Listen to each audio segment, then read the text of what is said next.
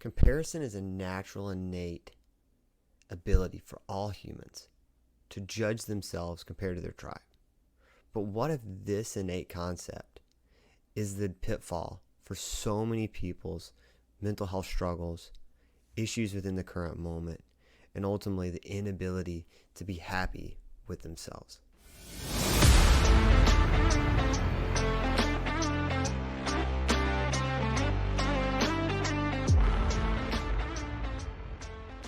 Welcome back to Mental Maps. As always, I hope this finds you well no matter what season of life that you're in. So why do we compare? We all do this. Do you catch yourself doing it? I know I do in many things, in media, in work, in social circumstances. The concept of comparison is something that was once just seen as this somewhat animalistic behavior, but has found itself at the forefront of so many of the challenges I believe we experience, not only in Western society, but in many other societies that are more advanced. And we'll kind of talk about that in a minute. So as we jump into today, I think the first thing is to understand what is comparison. So there's a lot of definitions of what comparison is, especially in the construct of social behavior. But I see comparison as where we place value on someone or something in relation to ourself. So we look outside of ourself to something that is in our external world, and then we place value on it based on ourself. So we then practically judge ourselves on this external thing, whether it be cars or houses or looks or people or success, money, whatever. It's all comparison. And that comparison is us placing a value on something, whether it be greater or lesser than ourselves, and then we judge ourselves based on that. Whether it's in the construct of our own social tribe, whether it's in the construct of people in our own demographic or our age range, there's so many different ways that we try to judge ourselves. And I think these comparisons have long been something that has been very helpful to us. From an animalistic perspective, we're not the only mammals that will compare ourselves. There's great research that shows chimpanzees and other monkey type animals all will have these somewhat innate ability to judge themselves in that. You'll see this happen in a lot if you watch a lot of Discovery Channel or a lot of animal documentaries where you'll see lions and other animals in the wild that will size the other one up, kind of compare themselves a little bit, maybe yell louder if they're trying to get a mate, that kind of thing. And you really see the comparison in mating, I think, more than anything from an animalistic perspective. And ultimately, I think you also see it in our own world too as humans, where you want to see comparison at its highest level. Think about trying to find a partner at a bar or something like that. So how did we get to this place? How did this become something that we to talk about? This is not just like an experience. So in the 1950s, there was a guy by the name of Dr. Festinger, and he hypothesized and created the social comparison theory. And he really believes that in the social comparison theory that we compare ourselves to judge how well we are doing in our tribe, in our society, and whatever that looks like. We will compare ourselves to the people that are around us to judge how well we're doing within our tribe, practically placing value on ourselves for our own behaviors or the own things that we acquired or whatever that looks like. And so Festinger identifies really two types of comparison, and we're really going to dive into these two types because I think these are where comparison can be helpful, but also where comparison can be hurtful. So the first type of comparison is what's called upward comparison, where you're looking upward. That quote that they're better than us. This is the person that you're looking up to, whether it's the person that's higher in your job, or maybe it's your kid and it's an athlete, or it's someone that you read their books and you want to be like them. This is someone you believe that is already better than you, whether they've achieved something that you're trying to achieve, whether they have gotten to a place in their career that has allowed them to look kind of backwards rather than forwards, whatever that looks like, you're looking to them. And there's a lot of positives with this, right? It creates a lot of motivation. It can set you goals. It creates these aspirations for you as a human. Without seeing people be very successful, sometimes it's hard to get that fire and that drive, especially, in certain times where motivation is low. I mean, how many of us may go to the gym and look at someone who has a physique or is able to do something athletically that we want to do, and we try to seek that out? Or maybe we're at our job and we see someone who's kind of reached the pinnacle of their career and we're seeking that. Or maybe it's these self-help things that we're reading, whether it be, guys like David Goggins or Jocko Willink, or, some of the people who have kind of reached this level of leadership or mental understanding, mental awareness. That's something that we long for. This is that upward comparison, that they have achieved something that we don't have, and we long for that. And that has a benefit. It allows us to move forward, and it gives us many times a road to go forward in some form or fashion. But there's also a lot of negative with upward comparison. If we're constantly looking upward, if we're constantly looking ahead to the people that have achieved us, we can find ourselves feeling very shamed, a lot of guilt. You may feel apathetic about your own life. You may devalue your own successes because this person is, quote unquote, better than you or higher level than you are. I think the perfect example of this, I had someone tell me this quote the other day. It was that if you want whatever experience you're having ruined, open up Instagram, because I guarantee you there is someone having on that social media a picture that appears that they're having a better day than you are, and that upward comparison, that drive, will completely devalue your own experience.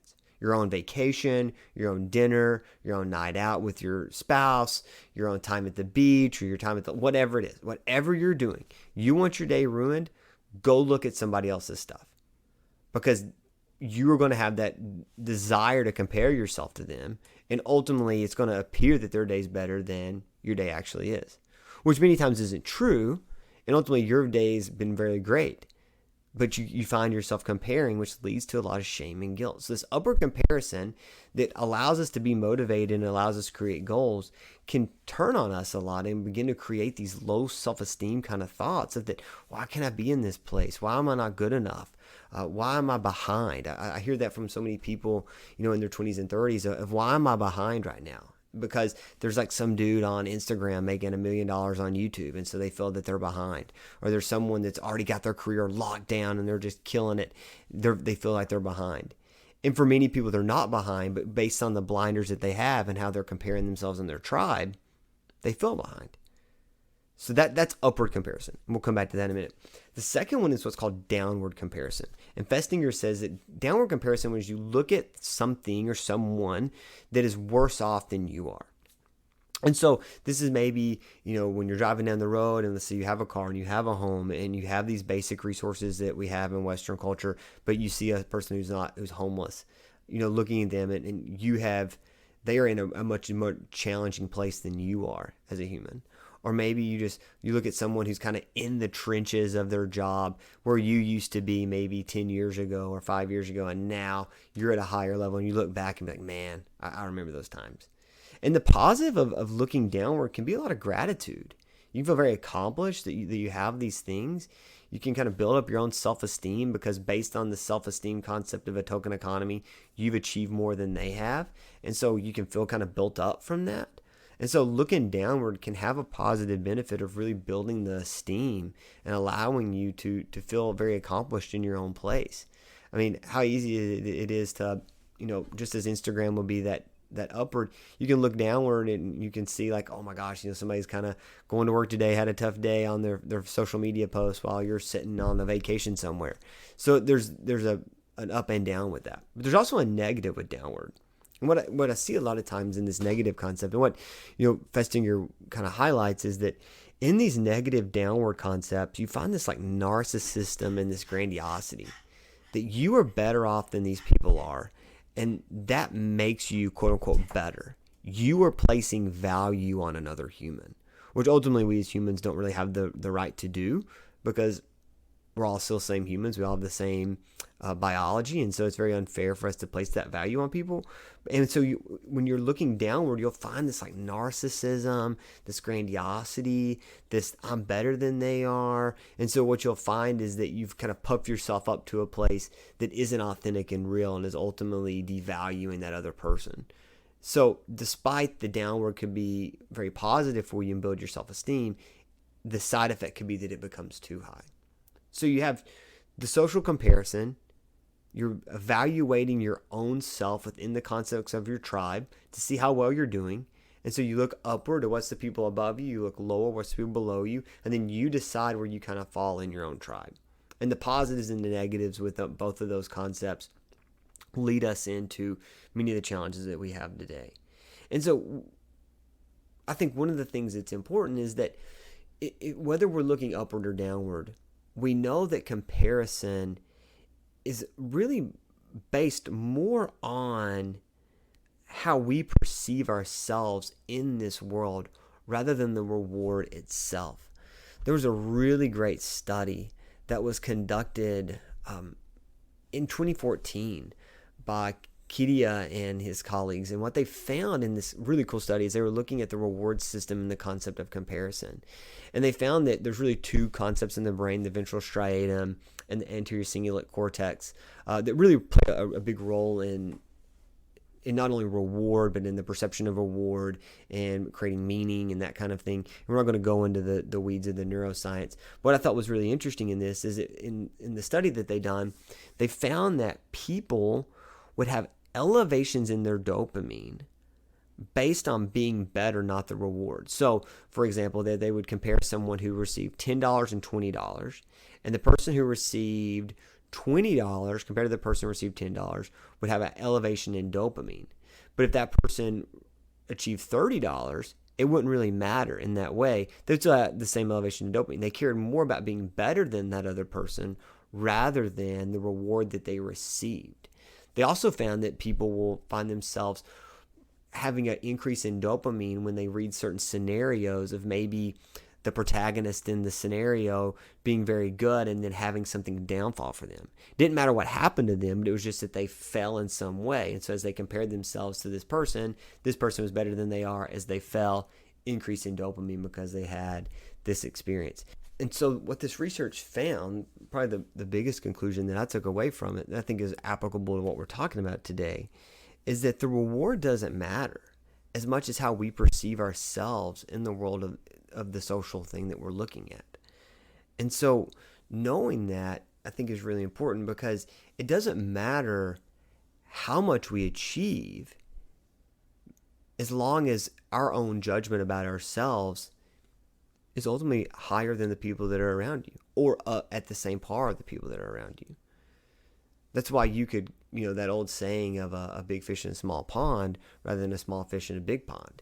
And so what is your tribe doing that's influencing this? And I think this concept is where marketing and where we have found ourselves in Western culture kind of trapped by our own innate processes to compare.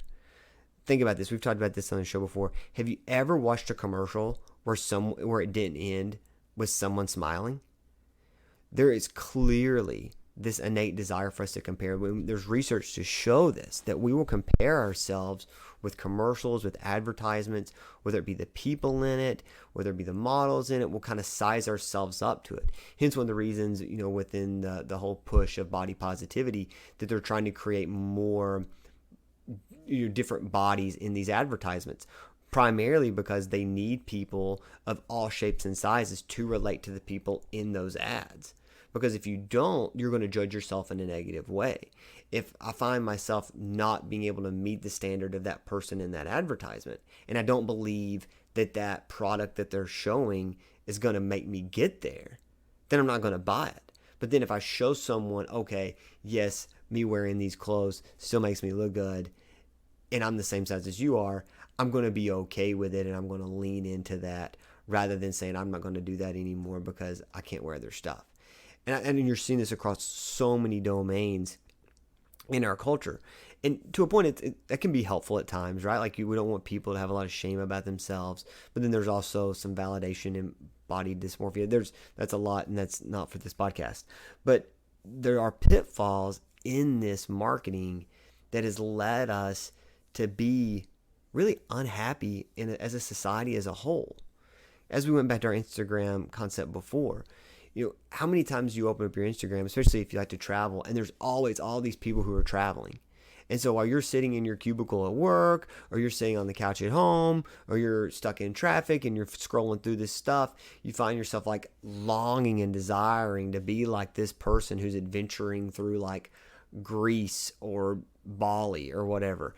And so even if you've had a great day, even if you just killed it at work and you had such a successful day, your day did not meet the standard of this other person. And so then as you compare yourself to that person, now we have the shame and the guilt. And so then that's where, many companies will have a product, quote unquote, that will allow you to achieve your happiness through whatever they're showing you. Next time you watch a commercial, or next time you find yourself scrolling on social media, check yourself with, am I putting myself in this place right now? Am I putting myself in this ad? Do I see myself driving this car, or living in this home, or having this piece of clothing, or this jewelry, or being at the this restaurant? Do I see myself in it? And how does it make me feel? Because that awareness alone can change the impact on your day.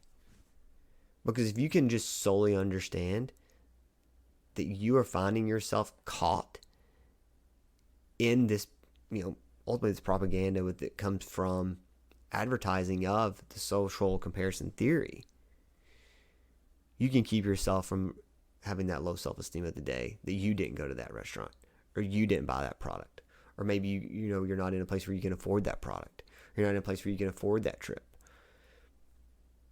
So the social comparison theory is primarily seen in all of us, but when used in a negative way, primarily by companies and other things, we find ourselves very unfulfilled and feeling this low self-esteem, this shame, and this guilt, no matter how we look at it.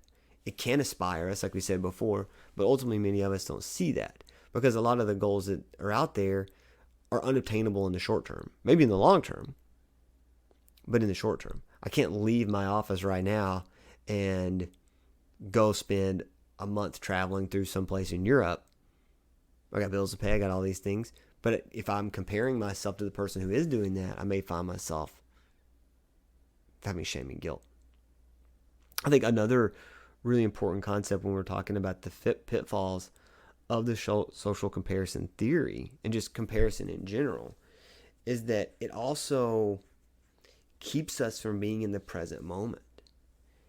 It takes away all of the experiences that we have in life, and we spend so much time thinking about the future. We've talked about this in other episodes, where if you can't be happy in that present moment, you can't be happy anywhere.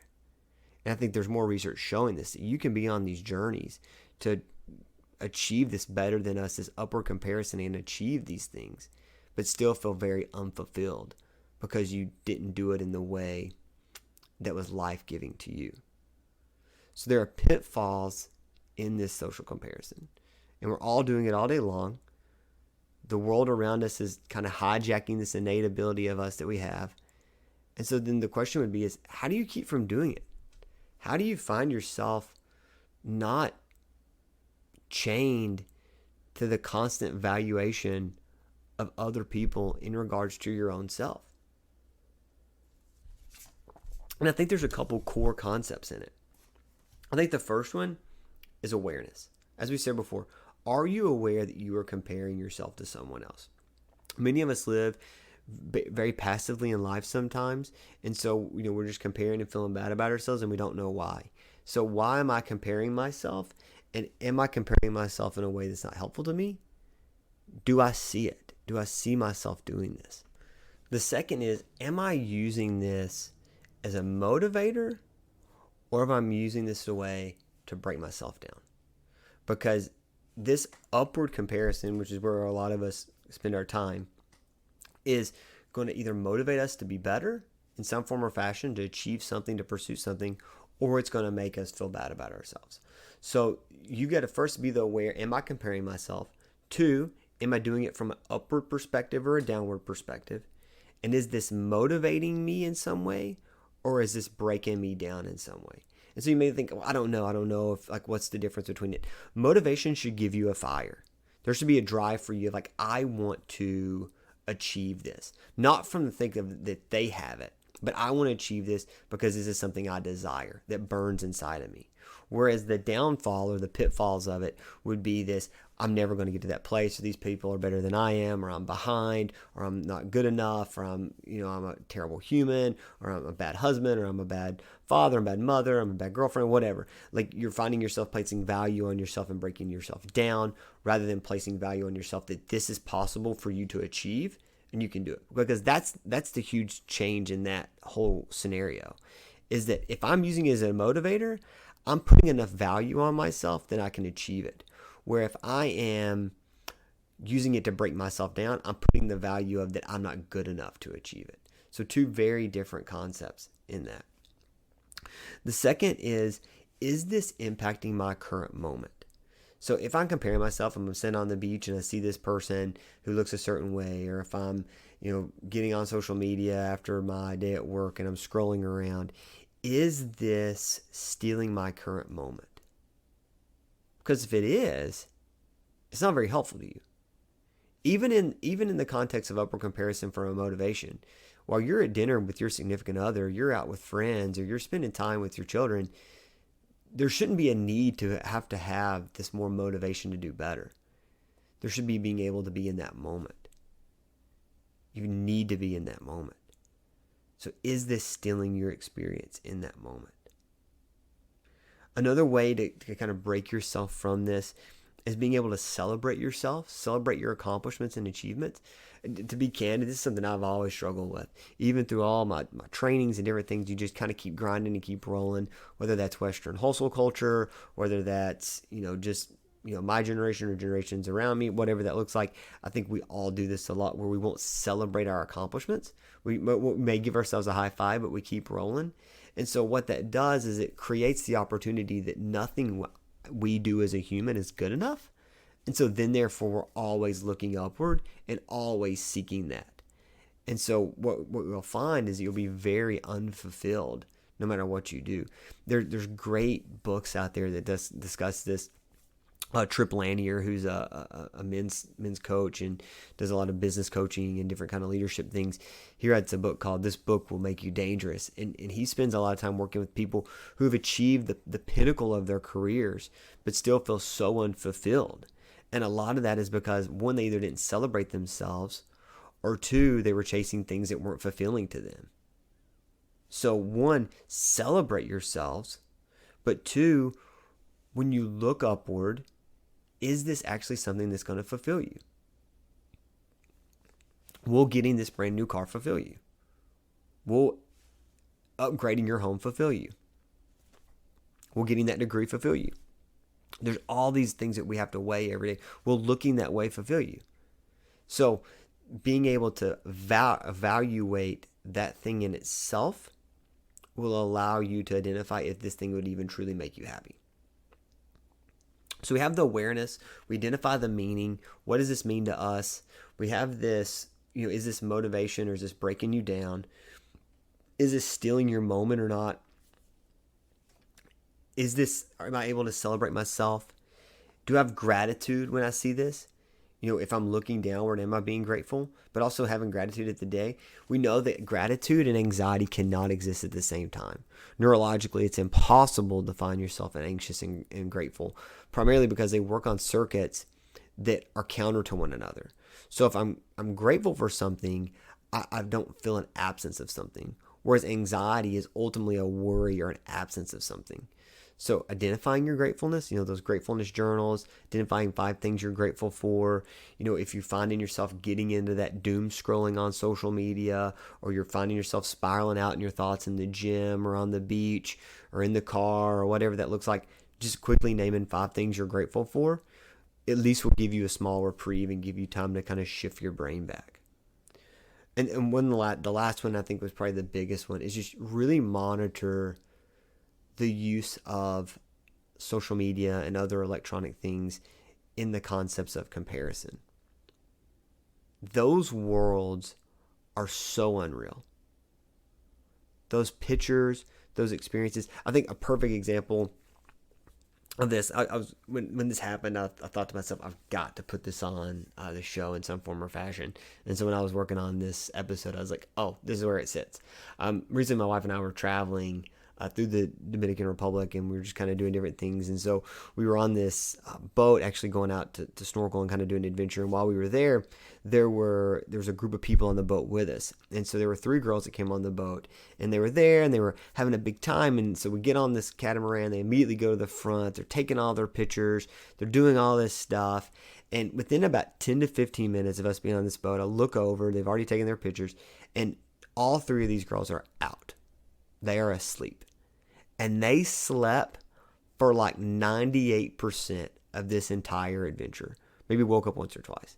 And I thought to myself, like, they're going to go home, or they're posting it maybe right now on their social media. They're having this incredible, crazy time. That they're just living it up, being on this boat, doing all this stuff, saying all these things, when really they had a snapshot of doing something, and the rest of their time they were asleep. And so you have to think to yourself, with what I'm looking on this social media, is this real, or is this just a snapshot of someone else's life right now? Because there's no backstory, there's no afterwards, there's just that moment on there. So don't let yourself ruin your day because of the picture of someone that may have been sleeping the rest of the day while you were continuing to be active in your day, or you continue to live into your day. I think that is how you can break this social comparison pitfall, this nasty cycle that we find ourselves in. Use it for good. Be good with it. But I do believe that we must find a way to break ourselves from it, because if we don't, we're never going to be okay in the moment.